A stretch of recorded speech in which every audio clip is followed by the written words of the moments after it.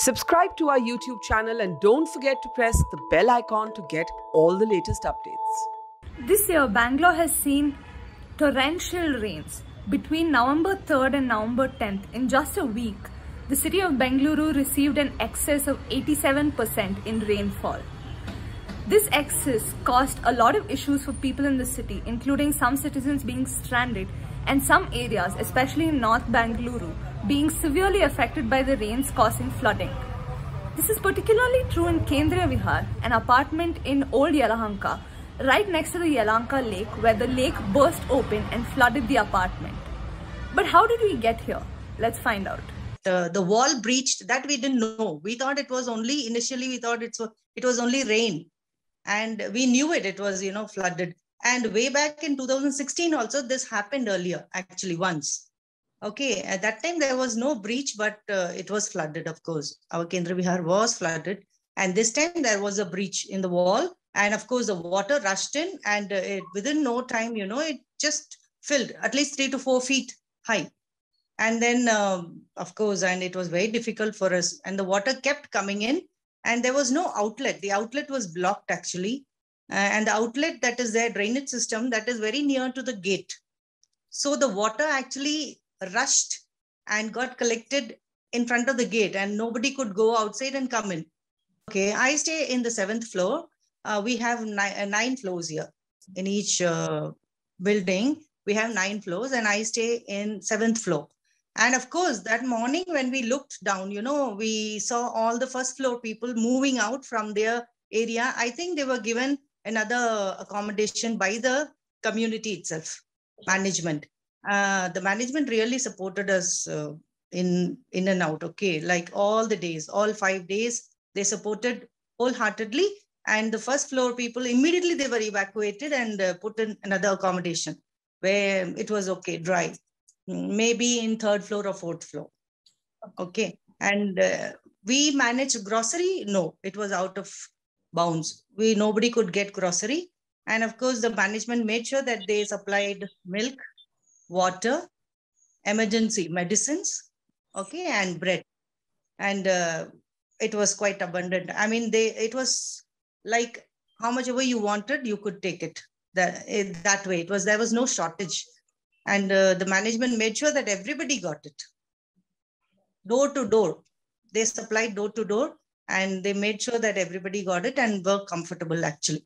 We have 2 vehicles, one, a bigger one, Scorpio, that had gone out of station and the other one was a smaller one. And he put our vehicle outside the campus, he parked it in a garage. Right. Otherwise, many vehicles were completely submerged in water and they were even, floating. The vehicles, the cars were floating. They went and dashed against the wall in other places. And of course, there was quite a lot of, the problems that we faced was common actually. Everybody had to face the same thing. Maybe food, okay. And food also was supplied actually.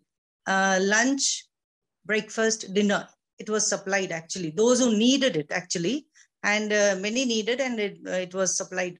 They were given personally. And as such emergency that happened, I cannot remember because everything was taken care of. Even the medicines were taken care of. Okay. And many people, even we moved out of the campus because I had to go to my school. I couldn't commute from my place. We had to ferry, we had to be ferried by boat, by tractors. Ambulance also was there. Okay. So we had to move out of Kendriya Vihar for a week at least. I went and stayed in my sister's house in Alsur. Otherwise, almost like 300 houses, people moved out of Kendriya Vihar. And many who were stuck here were taken care of. Has receded, of course. Within a week, it receded. And of course, CM also came here, visited, and then he promised all help. And I think they are helping us now. The whole drainage system has been removed. The slabs have been removed now. And all that mud, whatever is there, it has been, now they are cleaning it. It's happening. It's happening now. They are cleaning it. I think it'll take at least a month to clean all that area, the drainage system, everything, to make it further broaden it, okay, to broaden it so that it can have quite a lot of volume in that. So now they are deepening it so that it can contain, it can hold quite a lot of water there, and it can flow smoothly out of Kendra Vihar. The Kendra Vihar, that is a little bit on a slant, like from north to south, it's a slant. So all the water comes and stops in front of the gate. That's a problem. Right. And like you said, this has happened before in 2016 as well, but then it was just the rains and not the lake burst. Are you worried of this possibly happening again in the future? Yeah, we are worried, of course. Everyone is worried here. And but we think that there's something going on here, cleaning up, and then they are thinking of a permanent solution, actually. So it should not occur in future. At least that is a hope. Really very good, I'm telling you. All the management, apart from the management, the people, we supported each other quite a lot. And during even COVID also, we had so many cases here. Neighbors supported each other. The same thing happened now also. Of course, grocery, everything were, exchanged and things exchanged. And if anybody wanted to go out, get something, everything was, like managed. Even people helped each other. And it was like a community. Actually, it was like a family. Very, yeah. That's quite nice to hear. So the management that you're telling me about, this is the Kendriya Vihar apartment management, or was the government also involved? No, it's a Kendriya Vihar management. They always take care of us, and they are always in the forefront, whether it is a COVID situation or vaccination or such type of emergency. They are always, always ready to help. So one more question would be, when the whole floods happened, and like you said, this is the second time, what were your feelings towards the government? Do you feel like this could have been prevented or at least warned about? And by government, I don't specifically mean the CM, but also the weather department and all of the several departments involved. I don't blame them, actually. The thing is here, maybe it was not anticipated by the people who had constructed this Kendriya Vihar or something like that. The lake is quite close by here, and there's a marshy land this side. And that is also like that also gets filled, when it is raining.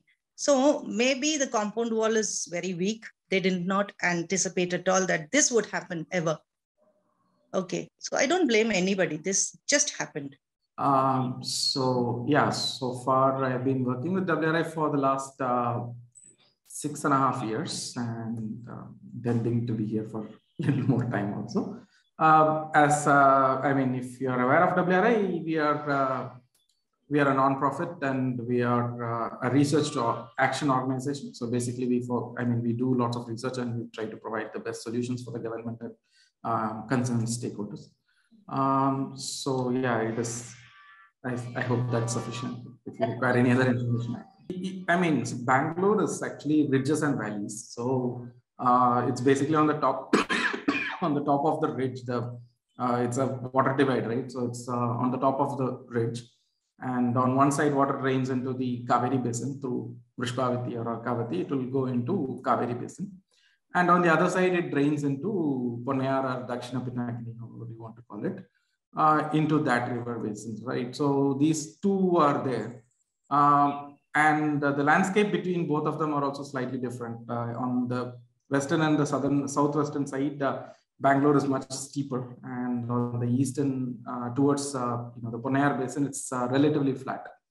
But it's still filled with ridges and valleys, in the sense like rainwater, once it flows, it starts to erode and it created valleys. And along these valleys, people constructed all the lakes. All lakes that you see in Bangalore, everything is man-made, right? So along the valleys they built, these valleys were supposed to be the conduits for water.